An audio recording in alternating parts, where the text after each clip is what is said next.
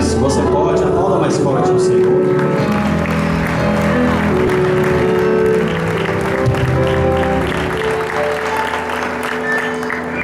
Amém? Boa noite, paz do Senhor. Toda honra, toda glória, todo louvor seja dado a Deus. Amém? Ele é o Senhor desta casa, deste lugar. E pela sua misericórdia que nós estamos aqui, porque Ele nos amou primeiro, desde a fundação ou antes da fundação do mundo. É por isso que nós estamos aqui. Amém? Pela misericórdia de Deus, eu fui agraciado, por estar ministrando a palavra no culto da Páscoa. E eu louvo a Deus, agradeço a Deus porque o bispo tem nos confiado essa responsabilidade. Deus abençoe a vida do Senhor. Eu fico muito feliz, irmãos, porque Deus é misericordioso e Ele usa as nossas vidas. Amém? Glória a Deus. Eu quero louvar a Deus pela vida dos pastores, pela vida da Madre que está fazendo aniversário. Deus abençoe. Amém? E pela vida de todos os irmãos que estão aqui, pela vida das missionárias. Que Deus abençoe a vida de vocês. Interceda por mim, porque pregar no culto da Páscoa não é fácil. Amém? Olha, irmão, pregar para mim, pode ser onde eu vou. Eu já falei isso aqui, o bispo acho que até sabe. Para mim, pregar é uma responsabilidade. E eu levo muito a sério a ministração da palavra de Deus. Eu tenho muito temor quando eu subo aqui neste altar. Amém? E que você esteja orando para que o Espírito de Deus ministre as nossas vidas e fale conosco e nos dê um coração aquebrantado na sua presença e um coração grato diante do altar de Deus. Amém? Então, vamos lá. Abra a tua Bíblia comigo, por favor. Evangelho de João,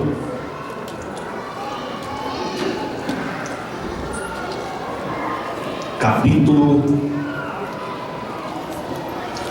de número 3. Nós vamos ler o capítulo de número 3, depois nós vamos ler o capítulo 1.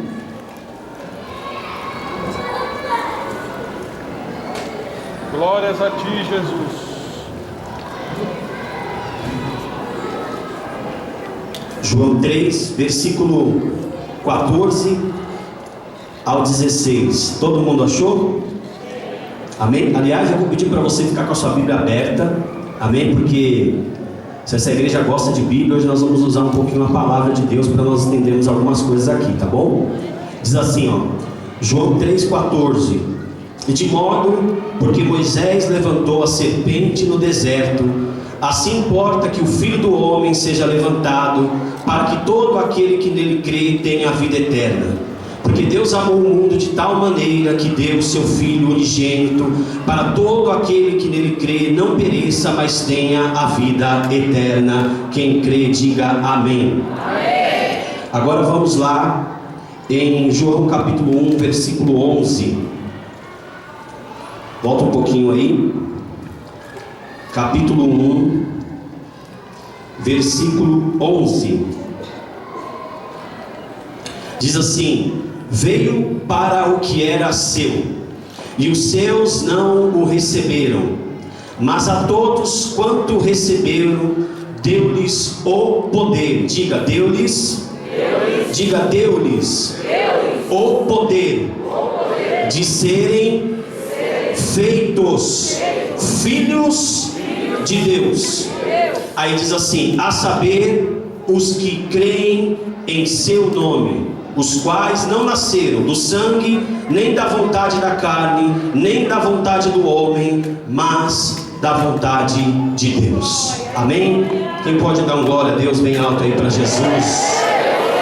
Aleluia. Ele deu o seu Filho, nos amou, amém? O seu amor incondicional por nós. Feche os seus olhos, vamos orar. Pai, em nome de Jesus, nós estamos aqui, e esse culto para nós é um culto de gratidão.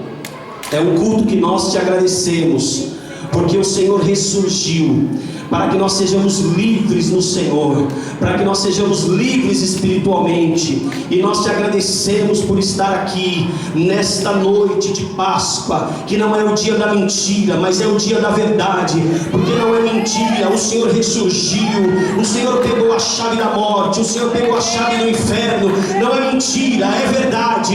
E é por isso que nós estamos aqui nesta noite, pelo sacrifício de Jesus na cruz do Calvário. Por isso ministra as nossas vidas. Fala conosco, Senhor, porque Tu sabes que eu não tenho nada para dar a esse povo, mas eu sei que o Senhor tem vida e vida em abundância, em nome de Jesus. Amém? Se você puder, aplaudir ao Senhor e pode tomar o teu assento.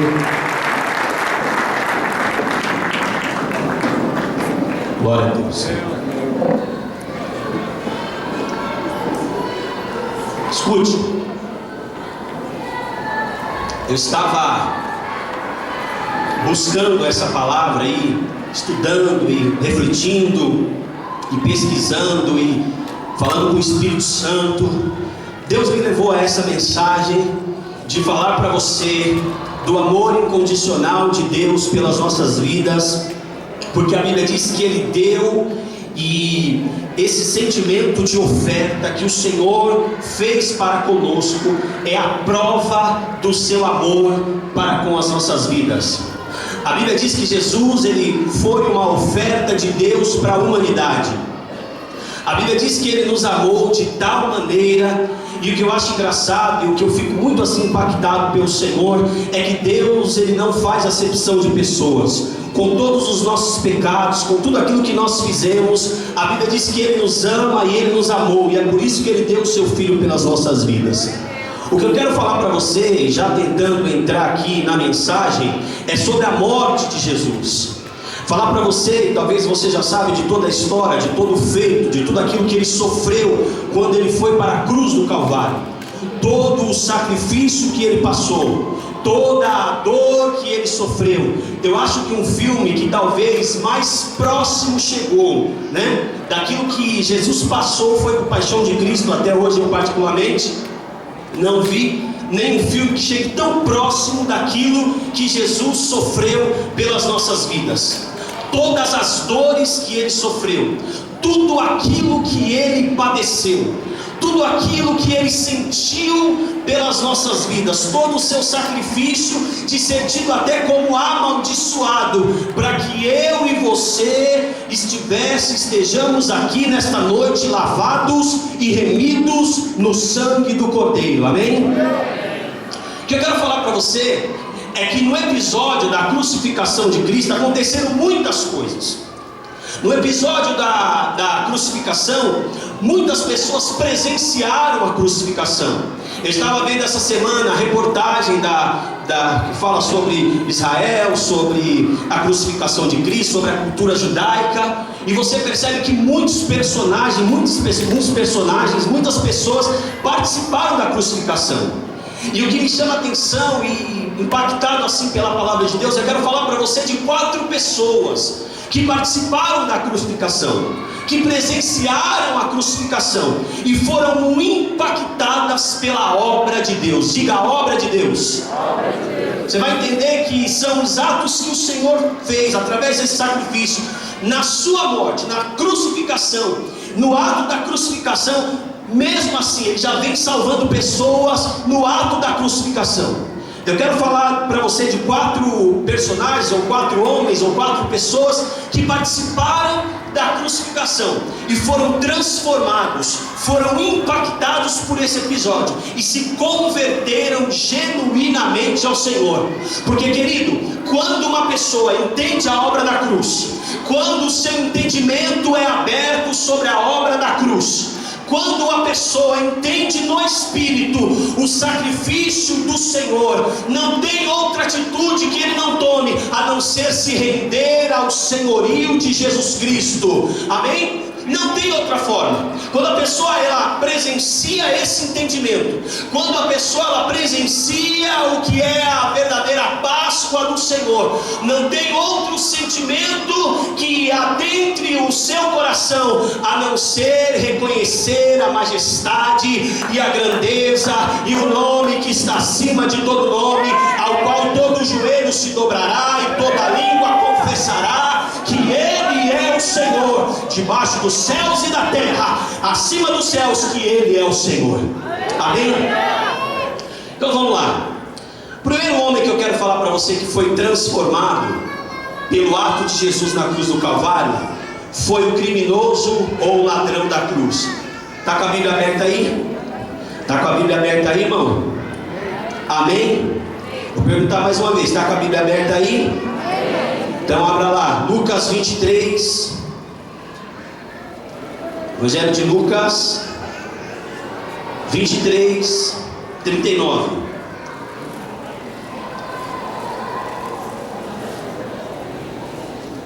Diz assim: um dos malfeitores crucificados blasfemava contra ele, dizendo: não és tu o Cristo? Salva-te a ti mesmo e a nós também. E respondeu-lhe, porém, o outro e o repreendeu, dizendo: nem menos temes a Deus, estando sob igual sentença?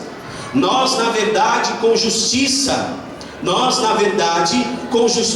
porque recebemos o castigo que os nossos atos mereceram, mas ele mal nenhum fez.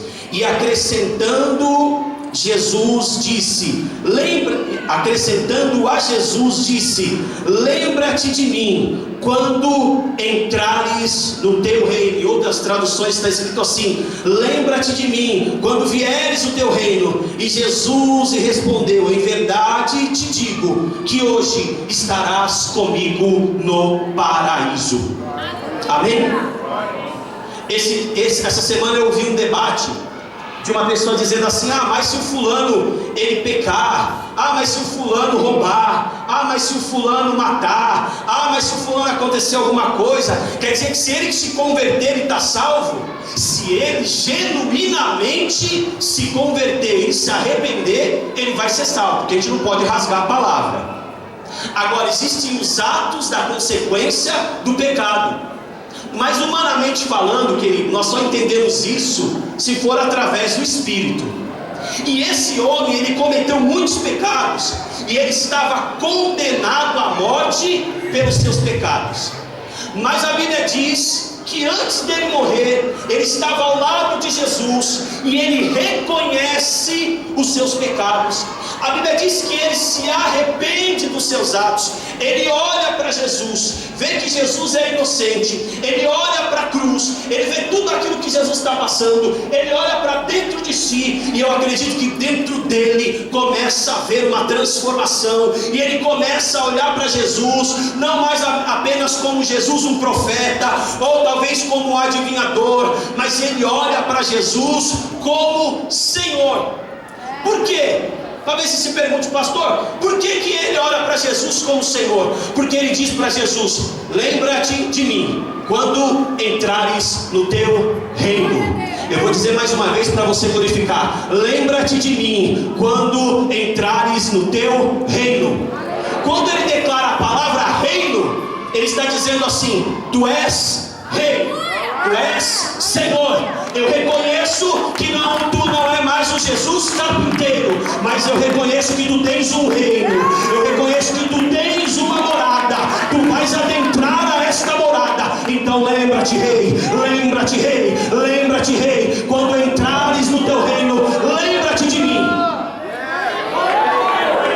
Aleluia. Estou começando a sentir a presença de Deus aqui. Amém? Aleluia. Você sabe o mais tremendo dessa palavra? É que antes dele reconhecer Jesus como Salvador, ele reconhece Jesus como Senhor. Eu vou repetir. Antes dele reconhecer Jesus como Salvador, ele reconhece Jesus como Senhor. E aí que está o grande detalhe, porque ele diz: Senhor, lembra-te de mim quando entrares no teu reino. Quando o salmista escreve assim: o Senhor é o meu pastor, nada me faltará. Ele está dizendo primeiro, antes de ele dizer que o Senhor é o seu pastor, ele diz: o Senhor. A palavra Senhor ali, querido, quer dizer dono. Preste atenção. A palavra Senhor quer dizer dono. Ele diz: antes dele ser o meu pastor, ele é o meu Senhor. Antes dele ser o meu Salvador, ele é o meu Senhor. Sabe qual que é o grande problema? As pessoas não querem mais o Senhor, as pessoas querem apenas o Salvador. Porque o Senhor é o dono, o Senhor é o que comanda, O Senhor é o que disciplina. Ao Senhor nós devemos a obediência. Senhor, nós temos que obedecer. E nós estamos vivendo uma geração que quer apenas o Salvador. Eu não quero mais o Senhor, eu quero o Salvador. Porque tendo o Salvador eu faço o que eu quero. Eu ajo da maneira que eu quero. Eu não tenho mais princípios de autoridade. Eu não obedeço. Eu só quero a salvação. Agora obedecer não. Agora ele diz: não, Senhor, eu quero que tu seja o meu Senhor. Antes de ele dizer: eu quero o teu reino, ele diz: eu quero a tua autoridade sobre a minha vida. Eu quero o teu governo sobre a minha vida. Eu quero o teu comando sobre a minha vida. Eu quero que o Senhor comande a minha vida. Esse é o grande detalhe da conversão. As pessoas estão esquecendo que a genuína conversão se parte do princípio da obediência a Deus, da sujeição a Deus. O que a palavra de Deus diz? Portanto, sujeitai-vos a quem? Sujeitai-vos a quem? Resistir ao diabo e ele? Como é que eu vou resistir ao diabo se eu não obedeço a Deus? Como é que eu vou resistir às tentações se eu não obedeço a Deus? Como é que eu vou resistir às tentações? Como é que eu vou resistir às forças malignas? Como é que eu vou resistir ao diabo se eu não obedeço, se eu não me submeto à ordem e à palavra do Deus Todo-Poderoso? Sabe o que eu quero dizer para você, querido? Esse ladrão, o entendimento dele foi aberto. E a minha oração nesta noite, levante a tua mão aí por gentileza, que o Espírito de Deus abra o teu entendimento, que o Espírito de Deus tire todas as escamas dos teus olhos. Se você talvez está andando para o caminho da desobediência, eu quero dizer para você nesta noite: obedeça a palavra do Senhor, reconheça Ele como Senhor e Salvador da tua vida. Não queira apenas a mão de Deus, queira o coração de Deus, queira a autoridade de Deus. O grande detalhe é que as pessoas só querem a mão de Deus, as pessoas não querem a autoridade de Deus. As pessoas dizem assim: Deus, eu quero a tua mão por aquilo que ela pode me dar, mas não quer o cajado de Deus. E eu quero dizer para você que o cajado de Deus está aqui para governar as nossas vidas, guiar os nossos passos, guiar os nossos caminhos, e só assim nós vamos avançar e prosperar para a glória dele. Pode aplaudir o Senhor. Aleluia! Aleluia! Glória, eu sinto virtude do Espírito Santo aqui. Aleluia! Queremos a tua vontade nas nossas vidas, Senhor. Levante a tua mão aí, irmão, peça para Deus, aleluia. Diga para o Senhor: eu quero o teu comando na minha vida, aleluia. Deus poderoso, aleluia. Oh Senhor, dá esse entendimento. Isso aqui é muito mais. Eu queria saber expressar da maneira o quão isso é profundo, amado. Aleluia. Nós estamos vendo uma geração de pessoas e crentes que só querem a mão de Deus. O que Deus pode me dar? O que Deus pode me proporcionar? O que o Evangelho pode me dar? O que o Evangelho pode me proporcionar? Mas nós estamos esquecendo que antes de nós termos o Salvador, nós precisamos ter o Senhor. Amém? Aleluia. Segundo lugar, a segunda pessoa que se converteu quando Jesus estava na cruz do Calvário. A segunda pessoa que foi transformada pelo ato e pelas obras do Senhor. A segunda pessoa que, quando viu Jesus bradando na cruz do Calvário, ele foi transformado. Foi o centurião ou o oficial romano. Amém? Vamos lá, abra comigo por gentileza em Marcos capítulo 15. Marcos capítulo 15. Estou tão acelerado que eu já fui para Zacarias. Espera um pouquinho, mano, só um instante.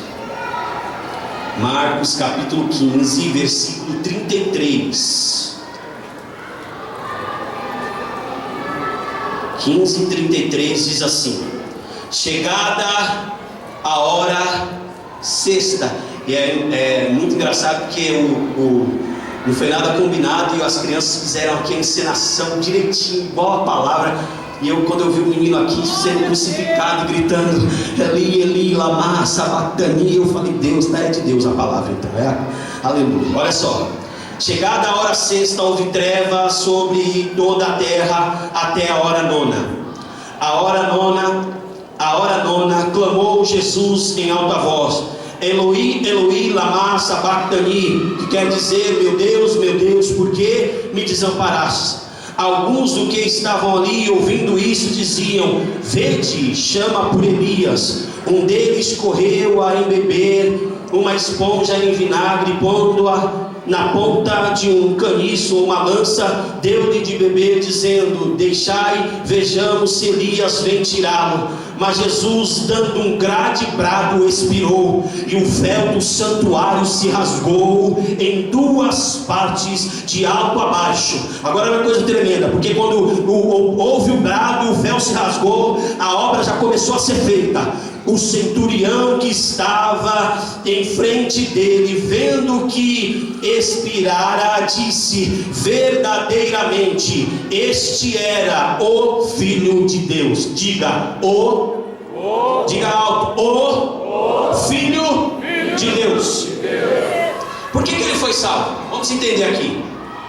Roma, como até hoje, era uma capital que tinha muitos deuses, ou uma cidade, melhor dizendo, que tinha muitos deuses.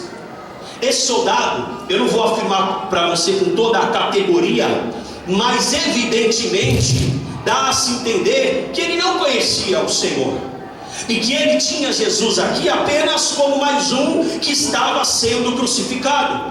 Mas creio eu que ele acompanha todo o ato de Jesus, desde quando ele vai preso, até quando ele faz o caminho, quando ele é açoitado, depois ele faz o caminho até o Gólgota, sendo humilhado, achincalhado. Creio eu que ele vai vendo tudo isso, e a Bíblia diz que no ato da crucificação, quando Jesus clama em alta voz, e ele dá o brado, e ele ali diz: está consumado, ele diz: tetelestai, está consumado. Ele dá um grande brado, ele morre, aí o véu se rasga. A Bíblia diz que aquele centurião olha e declara para aqueles que estavam à sua volta: verdadeiramente este homem era o Filho de Deus.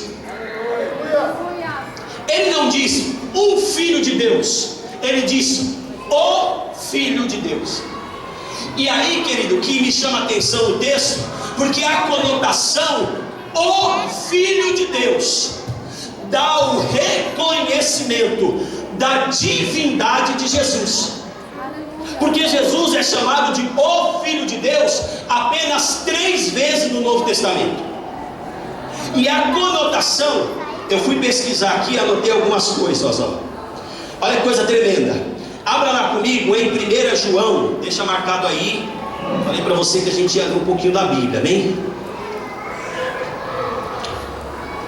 1 João, capítulo 4.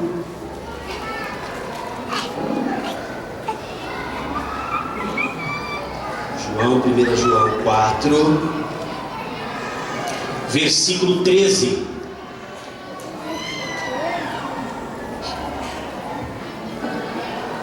Amém? Diz assim, ó. Deixa eu ver se eu estou correto aqui, só um instantinho. 1 João 4, versículo 13. Diz assim, ó: nisto conhecemos que permanecemos nele, e nele em nós, e em que nos deu o seu Espírito. Nós temos visto e testemunhamos que o Pai enviou o seu Filho como Salvador do mundo. Eu queria, por favor, me ajude aqui, olha aqui, ó. Vamos ler o versículo 15 só para ficar bonito, amém? Vamos lá, 1, 2, 3. Aquele que confessar que Jesus é o Filho de quem? De Deus. Deus permanece nele, e ele permanece em Deus. O centurião, querido, ele foi tão impactado pela cruz do Calvário, ele foi tão impactado pela morte de Jesus, ele foi tão impactado pelas ações de Jesus, que quando Jesus aspira e o véu é rasgado, a Bíblia diz que ele reconhece a majestade, e essa conotação é o Filho de Deus. Ele está reconhecendo a majestade e a grandeza de que Jesus é o Filho unigênito do Pai. Com a sua boca, mas além dele confessar com a sua boca, porque tem muitas pessoas que dizem assim: ah, mas a Bíblia diz, se eu confessar com a minha boca eu sou salvo. Não é muito bem por aí não, viu, irmão? Porque eu tenho que confessar com a minha boca e eu tenho que crer com o meu coração, e automaticamente essa fé, essa crença, ela vai gerando em mim o que? Uma conversão genuína. Amém? Porque se nós formos banalizar, se agora, mas pastor, a Bíblia diz que todo aquele que invocar o nome do Senhor será salvo. Querido, invocar ali está muito mais além do que declarar: ai, eu creio em Jesus e ponto final, e vou tocando a minha vida do jeito que eu quero. Não é muito bem por aí não. A conversão genuína, ela traz dentro de nós, o que é que Jesus disse? Aquele que beber da água que eu lhe der, do seu interior fluirão rios de águas vivas. Querido, quando eu creio genuinamente que Jesus é o Filho de Deus, dentro de mim vai haver uma grande transformação. O centurião Cornélio, a Bíblia diz que ele se converteu antes dele ter o impacto de Pedro visitar a casa dele. Eu adoro essa palavra, irmão. Essa palavra oh meu Deus do céu, essa palavra é maravilhosa. Se você for olhar os detalhes, até Pedro chegar lá, querido, até Pedro teve que ser moído pelo Espírito, mas ele se converte, e a Bíblia tem ele como justo, temente a Deus, que dava esmolas de forma justa, porque tinha um coração aquebrantado. Esse é um dos efeitos da conversão genuína, porque a própria Bíblia diz que os seus contemporâneos ali do centurião Cornélio reconheciam que ele era um homem temente a Deus. Até antes dele ser convertido, ele já temia o Senhor, e ele não era judeu, porque esse é o efeito que a cruz faz em nós. Amém? Posso profetizar uma palavra sobre a tua vida aqui? Levante as mãos. Esse é o efeito que a cruz vai fazer em você. Esse é o efeito que a cruz vai fazer nos teus filhos. Quando você começar a falar com os seus filhos, os meus filhos, um tem 7, o Azar tem 7 agora, e a Raab vai fazer 11. E eu confesso para vocês que a nossa maior preocupação desses dias é isso. Pregar para o irmão aqui é fácil, pregar para filho não é fácil não, irmãos. Pregar para filho é difícil, pregar para filho é árduo, para você ter todo o jogo de cintura com o filho. Mas é engraçado que nós vamos semeando, aos pouquinhos vai semeando. Aí o Azaf ainda está naquela fase de não entender muita coisa e tal, mas está começando a entender.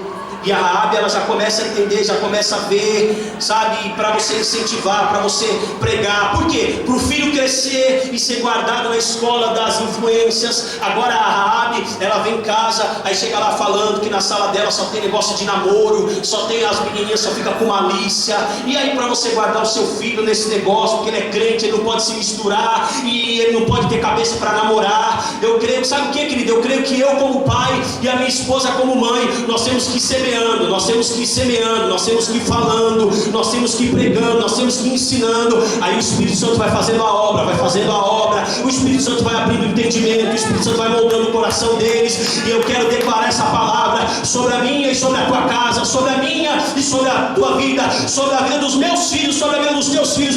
Deus vai abrir o entendimento, o nosso entendimento, para nós se convertermos. Sabe o texto que me chama a atenção? O povo que ele estava dividido: o que eu vou servir? Se eu sirvo a Deus, se eu não sirvo, se eu sirvo a idolatria, se eu sirvo a outros deuses, o que eu vou fazer da minha vida? Josué bate no peito, porque ele era sacerdote, ele era profeta, ele era líder da sua casa, ele era chefe do seu lar, ele sabia quem era Deus. Ele diz: vocês, se vocês quiserem servir a outros deuses, sirvam vocês eu não sei, mas eu e a minha casa serviremos ao Senhor. Eu e a minha casa serviremos ao Senhor. Eu e a minha casa serviremos ao Senhor. Aleluia! Josué sabia o que ele queria. Será que eu sei o que eu quero? Será que eu sei o caminho que eu estou traçando? Será que eu sei o caminho que eu estou trilhando? Será que eu tenho essa consciência? Um dia eu quero uma coisa, outro dia eu não quero. Hoje eu canto, amanhã eu não canto. Hoje eu prego, amanhã eu não prego. Hoje eu sigo na igreja, amanhã eu não quero mais. O que eu quero fazer da vida? Não adianta, irmão. Quero ser coach. Falo: Deus, Brincadeira, bispo, não quero não. Mas eu quero pregar assim, sabe? Não adianta, Deus. Me usa, Deus, do jeito que o Senhor quiser. Mas nós precisamos saber o que nós queremos, irmão. A geração, querido, que não sabe o que quer, sabe? Hoje quer, amanhã não quer. Hoje tem compromisso, amanhã não tem. Hoje dá palavra, amanhã não tem mais palavra. Hoje assina, amanhã desassina. Não sabe o que quer. Josué sabia, eu quero servir a Deus. Às vezes, querido, vou falar de mim que é melhor. Minha mãe não é cristã, mas eu creio que Deus vai fazer uma obra. Mas minha mãe, Deus está moendo. Aí às vezes a gente prioriza muito essa questão eu estava ouvindo uma palavra essa semana sobre que Páscoa é você estar em família. E a gente tenta lutar contra isso, sabe, querido? Contra essa questão da família não andar mais unida, de cada um pro seu lado, de cada um fazer uma coisa. Hoje mesmo eu estava presenciando gente, querido, na Páscoa, que não sabe o que é sentar, não sabe o que é, sabe, comer em família, cada um vai pro seu lado, uma desunião terrível dentro de casa. E às vezes você vê isso acontecendo dentro da casa de crente mesmo, só o sangue de Jesus. Mas às vezes eu quero vir para a igreja e minha mãe fala assim: não, deixa as crianças aqui. Opa, negativo. Está cansado? Vamos para o culto. Vamos para o culto. Vamos para o culto. Porque domingo é o dia do Senhor. Domingo é o dia do Senhor. Amém? E aqui, querido, eu vou ser bem sério para você. A coisa de uma igreja que nem tem culto todo dia. Eu vim do ministério que tinha culto todo dia, irmão. Se não tinha culto, tinha reunião. Se não tinha reunião, tinha oração. Se não tinha oração, tinha no seu. Era todo dia. Era uma bênção, eu gostava. A gente vem para o culto só de domingo e reclama. A gente vem para a igreja só de domingo e reclama. A gente vem para a igreja de domingo e fica com preguiça de vir para a igreja. E aí eu falo: mãe, eu vou levar os filhos, porque se eu não moldar os meus filhos, daqui a pouquinho a minha maior está com a personalidade de 15 anos. Não, pai, agora aqui quem manda sou eu, negócio de puta, aí eu vou quando eu quero. Nós temos que moldar os nossos filhos. É aqui que eu estava querendo chegar. Nós precisamos demonstrar para os nossos filhos o que nós queremos, qual é a nossa decisão, o que nós estamos decidindo fazer. Eu não quero saber de nada, eu e a minha casa. Mas ninguém aqui quer saber de Jesus nessa família. Mas todo mundo aqui está indo no caminho da gandaia. Todo mundo aqui está fazendo o que quer. Eu não quero saber. Eu e a minha casa serviremos ao Senhor. Eu e os meus filhos andaremos na lei do Senhor. Eu e os meus filhos vamos servir ao Senhor. Eu e os meus filhos vamos amar a Deus.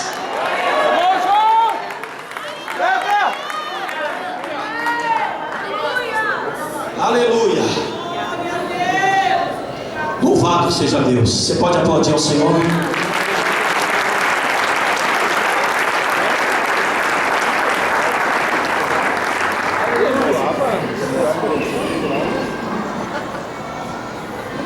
Amém? O terceiro e o quarto homem que foi transformado pela obra da cruz foram dois homens, dois discípulos que já eram discípulos. O nome deles é José de Arimateias e Nicodemos. Esses homens, querido, eu fui estudar a história desses homens. Já tinha estudado um tempo atrás, fui estudar um pouco mais e fiquei motivado pela história desses homens. Abra tua Bíblia comigo, por favor, no Evangelho de João, no capítulo 19. Louvado seja Deus. Você está comigo aí, amém? Então vamos lá. João 19, 38. Aleluia. Diz assim, depois disso, José de Arimateia, que era discípulo de Jesus e que ainda, o que está escrito aí? Ocultamente. Que ainda, ou em oculto, amém? Diz assim, pelo receio que tinha dos judeus, rogou a Pilatos que permitisse tirar o corpo de Jesus.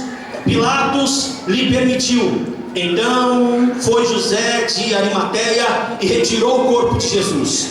E também Nicodemos, aquele que anteriormente viera ter com Jesus, quando? Com Jesus à noite. foi levando cerca de 100 libras de um composto de mirra e aloés, 100 mirras ou 34 quilos de especiaria, em outras traduções.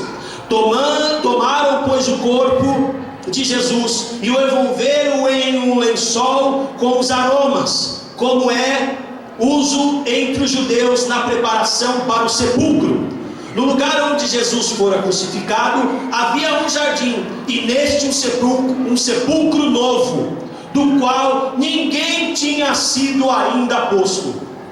Ali, pois, por causa da preparação dos judeus e por estar perto do túmulo, depositaram o corpo de Jesus.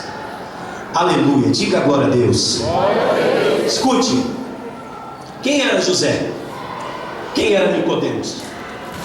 Eram pessoas comuns? Não. A Bíblia os tem como discípulos anônimos. E hoje nós estamos cheios de discípulo anônimo por aí, sim ou não? Discípulos anônimos. Mas por que eram anônimos? Porque, querido, primeiro, José, olha que coisa tremenda, era um senador muito importante e membro do Sinédrio, que tinha grande influência e respeito dos judeus. Era rico, temente a Deus, tinha uma carreira política profissional, mas a Bíblia diz que ele era um discípulo oculto. Quem era Nicodemos? Nicodemos era um principal membro do Sinédrio. O Sinédrio era o Supremo Tribunal dos judeus. Amém?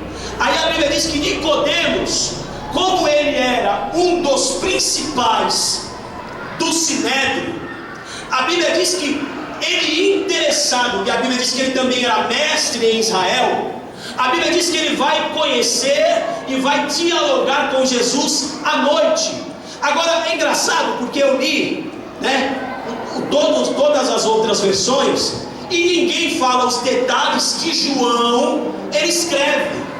João diz assim, fala do relato de José, que ele era um discípulo anônimo, e também fala que Nicodemos foi procurar Jesus à noite. Aí eu fico me perguntando, será que João está querendo nos ensinar aqui, amados? Será que João está querendo nos mostrar aqui? O que eu quero dizer para você é que esses dois homens, eles eram discípulos anônimos, mas o seu coração era temente a Deus. Quando Nicodemos vai procurar a Jesus à noite, Nicodemos vai dialogar com ele, Jesus começa a ensiná-lo sobre o novo nascimento, e ele não entende nada, mesmo conhecendo a lei. Aí Jesus diz assim: ora, você é mestre em Israel, você não entende o que eu estou dizendo? No fundo, o que Jesus queria dizer para ele é que com toda a carreira que ele tinha, com todo o conhecimento que ele tinha, com toda a influência que ele tinha, com todo o poder político que ele tinha, se ele quisesse servir a Deus, ele precisava nascer de novo. Ou seja, o que era o nascer de novo? Era ter uma vida no Espírito. Não bastava apenas conhecer a Cristo, mas ele precisava ter uma vida no Espírito. Jesus está dizendo para ele: você quer me servir? Você quer me conhecer? Você quer realmente me ter como Senhor e Salvador da sua vida? Você quer ser um cristão? Você precisa viver a vida no Espírito. Querido, evangelho sem a vida no Espírito, evangelho sem a condição do Espírito Santo nas nossas vidas, é um evangelho vazio. O evangelho sem a presença do Espírito é um evangelho vazio. Aí sabe o que acontece? Eles começam a entender a palavra, mas se tornam discípulos, mas estão anônimos. Começam a conhecer a Deus, continuam exercendo as suas carreiras, continuam servindo a Deus, mas com medo dos judeus. O que vão dizer? O que vão falar? O que vão dizer lá no Sinédrio? Eu tenho uma influência importante. Vamos entender aqui, presta atenção aqui, ó. Desculpa a palavra, mas eles não eram qualquer pessoa. Eles tinham influência, irmãos. E eles começaram a entender o que era servir a Deus. Eles começaram a entender o que era estar na presença de Deus. Eu fico imaginando o trabalho o Espírito Santo moldando o coração de José e o coração de Nicodemos. Eu fico imaginando ele se tornando discípulo, a palavra entrando, a palavra batendo, né? Como diz o ditado, água mole em pedra dura, tanto bate até que fura. Esse é o efeito da palavra. Talvez foi assim com você. Talvez você não conhecia o Senhor e a palavra foi falando, até que você se aquebrantou na presença do Senhor. Esse foi o trabalho que a obra de Deus foi fazendo na vida deles. Mas eles tinham uma reputação, e por essa reputação, preste atenção, por essa reputação, eles eram discípulos anônimos. E quantas vezes, por causa de tantas coisas, nós continuamos no anonimato? Quantas vezes, por causa de coisas que Deus precisa trabalhar nas nossas vidas, nós não se expomos, porque nós queremos ficar quietinho para ninguém nos ver? Porque se Jesus nos vê, Ele vai vir e vai começar a tratar conosco e vai dizer: peraí, se você quer que eu realmente faça uma obra na tua vida, vem aqui e deixa eu começar a trabalhar dentro do teu coração. Escute, querido, José dizia assim: eu vou servir a Deus, mas eu vou ficar no anonimato.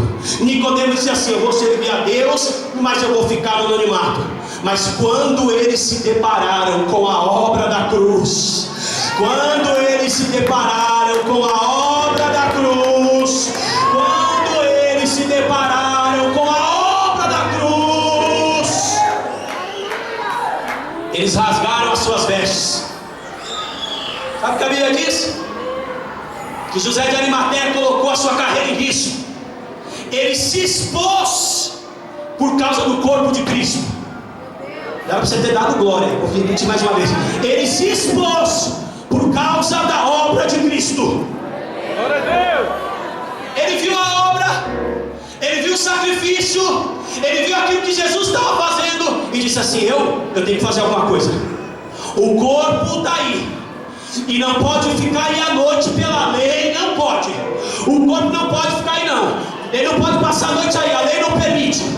O pôr do sol está vindo, vai entrar o sábado. Se entrar o sábado, eu não posso trabalhar.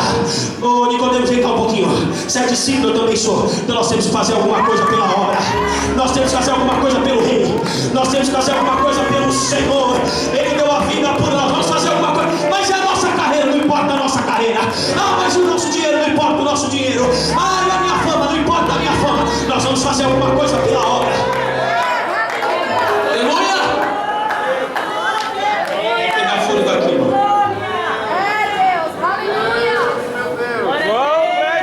Não tem mais. Eu vou entender como que o senhor tem tanto fôlego assim. Segura aí, irmão. Vai dando glória, irmão, porque Deus vai falar com a gente aqui. Aleluia. Eles disseram aqui o quê? Carreira? O quê? Dinheiro? O quê? Sinédrio? O quê? Judeus? Vem aqui, Nicodemos, vamos fazer alguma coisa. E aí eu fico impactado com o detalhe da palavra. José tinha um túmulo novo que ninguém havia sido colocado. Mas para ele ceder aquele túmulo novo, ele precisava passar por Pilatos, que era a autoridade maior ali. E ele vai até Pilatos. E quando ele vai até Pilatos, ele não era um discípulo anônimo, sim ou não? Ele não era um discípulo anônimo, sim ou não? Amém?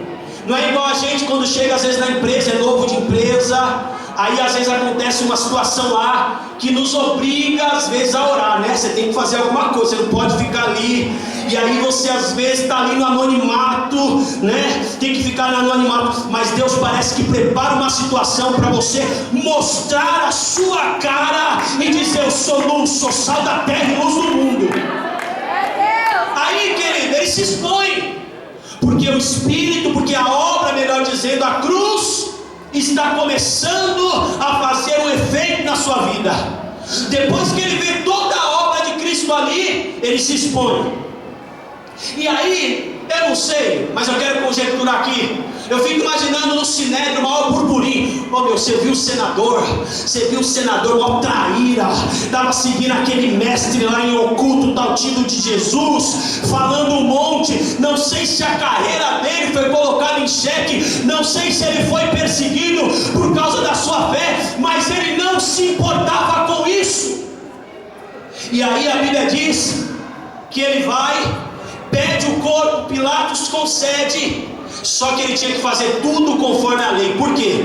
Porque primeiro o corpo não podia ficar lá, passar a noite lá.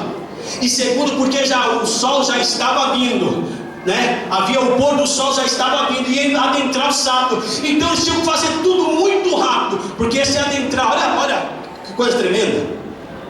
Porque a Bíblia, querido, ela age nos detalhes, os detalhes da palavra que eu fico impactado. Porque a Bíblia diz que se eles deixassem adentrar o sábado, eles não teriam mais autoridade para mexer no corpo, porque a lei não podia, não deixava. E só quem ia poder tirar o corpo da cruz eram os próprios soldados romanos. E se os soldados romanos tirassem o corpo da cruz, eles iam, e eu tenho certeza aqui que Jesus mesmo assim ia ressuscitar, mas se Jesus ressuscitasse, com certeza eles iriam esconder o fato, como tentaram esconder na história. Mas como Deus é poderoso, Deus levanta um anônimo, querido, sabe o que a Bíblia diz? Eu até anotei aqui para você, lá em Marcos, deixa eu achar aqui, Marcos 14:50, para me adiantar no tempo. A Bíblia diz que aqueles discípulos, que eram discípulos declarados de Jesus, quando estavam ameaçando Jesus para ser morto, a Bíblia diz que todos eles fugiram. Quando a chapa esquentou no linguajar popular, quando o chicote estralou no linguajar popular, a Bíblia diz que aqueles discípulos que se declaravam discípulos, a Bíblia diz que todos eles fugiram, e quem ficou lá para resgatar o corpo foram os anônimos. Você está entendendo o que o Espírito de Deus está dizendo aqui ou não? Deus vai levantar os anônimos, querido. Deus vai levantar os anônimos. Sabe, posso falar uma coisa aqui ou não? Para terminar. A gente está vivendo a geração do eu toco trombeta. Sabe o que é a geração do toco trombeta? Às vezes eu falo para minha esposa. E isso é para nós que é pastores, inclusive eu. Vou visitar um membro da igreja. O membro está aqui doente. Eu faço 2 minutos de oração. Selfie, joga no Face, joga no Instagram, joga no céu, no Orkut, manda para 300 WhatsApp, visitando a irmã Doquinha, parte 2. Falando bobagem? Tudo que nós queremos fazer, estou me incluindo aqui, viu, irmão? Fica tranquilo, o cajado é para mim também. Tudo que nós vamos fazer hoje, nós queremos aparecer na capa da Veja Gospel. Tudo nós queremos fazer, tudo nós queremos postar, tudo nós queremos aparecer, querido. Tudo nós queremos aparecer. Meu professor de teologia falava assim, que tem crente que parece um patati patatá. Foi meu professor, querido. Aí é melhor dele, que só estou dando a deixa. Ele falava que tem crente que parece um patati patatá no altar, quer aparecer mais do que Jesus, irmão. Querido, nós estamos em uma geração de pessoas que só querem tocar trombeta na igreja. Mas nós precisamos entender, querido, que parece que quando eu mais me escondo, quanto mais eu quero fazer as coisas no oculto, parece que mais Deus vai me constituindo, Deus vai me levantando. Eu quero dar um recado de Deus para você. Quem te levanta é Deus, quem te constitui é Deus, quem vai fazer o teu nome brilhar é Deus, quem vai usar a tua vida é Deus. Você não precisa se constituir sozinho, você não precisa tocar trombeta. Quem vai te levantar é Deus. Amém? Deus vai te levantar, mas não para você ficar aparecendo na igreja, não para você querer aparecer mais do que Jesus. Quando você entender a obra genuína dele, aí ele vai levantar a tua vida, para que o nome dele seja glorificado.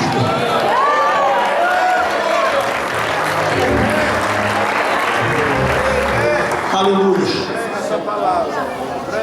Esses homens, eles foram transformados pela palavra. Esses homens foram transformados mais na morte de Jesus do que quando Jesus estava em vida. Sabe por quê, querido? Porque quando nós entendemos o genuíno e verdadeiro sentido da morte e ressurreição de Jesus. Sabe o que a Bíblia fala para nós termos? Primeiro, deixarmos que o Espírito Santo revele em nós o poder da crucificação e o poder da ressurreição. E consequentemente, esse poder e essa consciência estando em nós, nós vamos aprender a crer, a proclamar e a agir. Eu vou repetir mais uma vez. Nós vamos aprender a crer, a proclamar e a agir.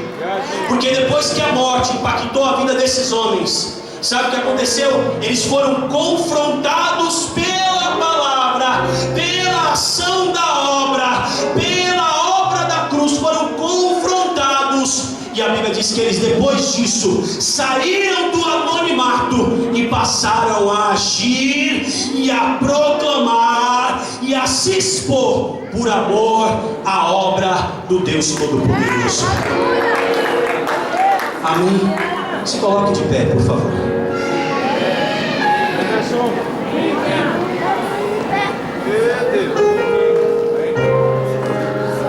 Aleluia!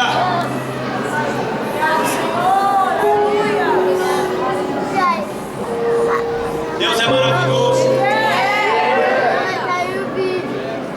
Deus é bondoso conosco, irmãos. Sabe por que o judeu celebra a Páscoa? A Páscoa do judeu é diferente da nossa. Nós cremos e nós somos gratos, mas aí nós temos que ter a consciência do judeu.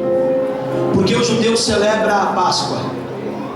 Ele todo ano ele faz a festa da Páscoa para celebrar a sua saída do Egito, para agradecer a Deus todos os anos pela saída do Egito. Eles agradecem a Deus todos os anos, porque o anjo da morte ia passar. E aí sabe o que acontece? A Bíblia diz que o Senhor dá uma ordem, dizendo para eles sacrificarem o cordeiro, pegarem o sangue, colocarem numa bacia e com o isopo. Vou fazer aqui para ver se você consegue visualizar. Aqui, ó.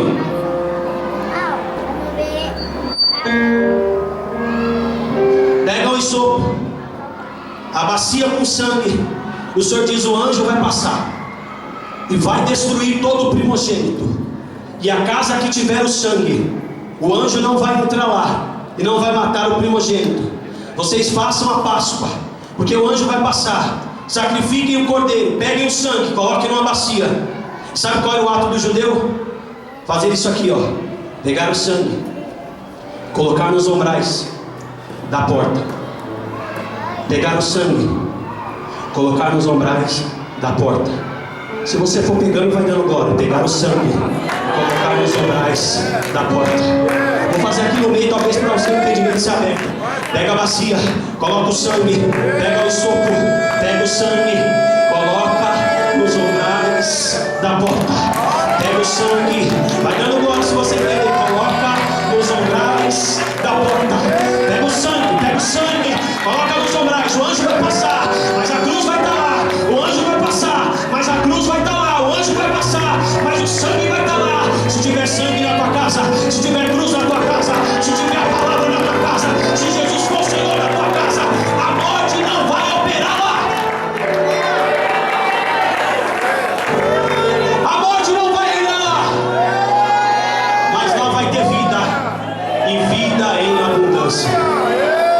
Lucas, vem cá, filho, posso pedir de novo?